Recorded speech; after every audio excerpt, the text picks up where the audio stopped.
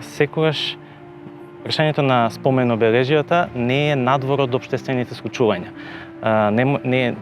Одржувањето на спомениците не е само одржување на некој камен или метал со некаква естетска вредност, туку одржувањето на причините, на настаните кои што тие ги одбележуваат, на луѓето кои што се на тие конкретни споменици, спомен обележја.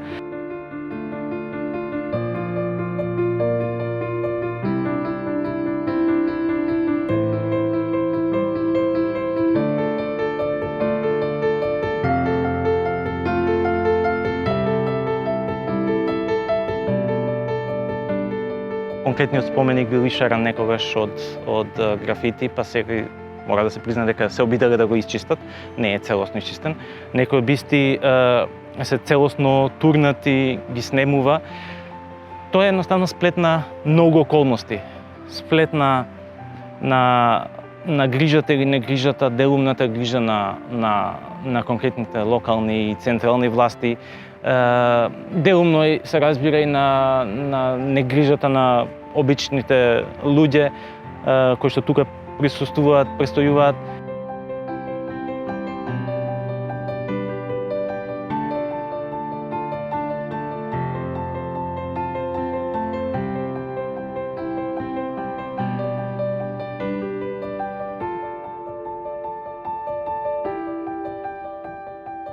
Има многу куќи во градот кои што одиграле важна улога во минатото, кои што луѓето има некаква плоча на нив, некои од нив кои што им се тргнало некако културното значење и се срушени изградени згради.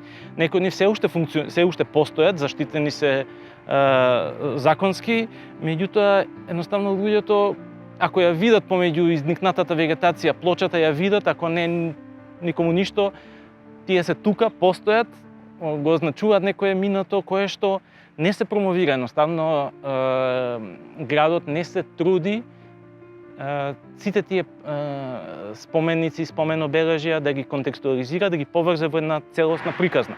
Ние тоа го се обидуваме да го направиме преку ваквите велосипедски тури.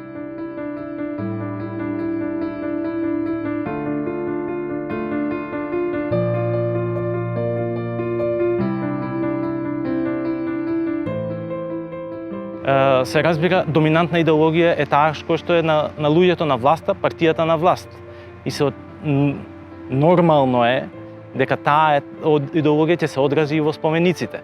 Нормално дека идеологијата на другите ќе треба да се пребрише, да се подзаборави, да се напушти, така натака. Затоа ни се случи Скопје 2014, бидејќи десничарската идеологија сакаше да ги постави своите вредности. За разлика од не само претходната власт, туку тоа е континуитет во целиве 30 години, каде што има потреба да се заборават партизанските споменици, меѓутоа не е неговата суштина, да се смени неговата суштина, не да се заборава целосно.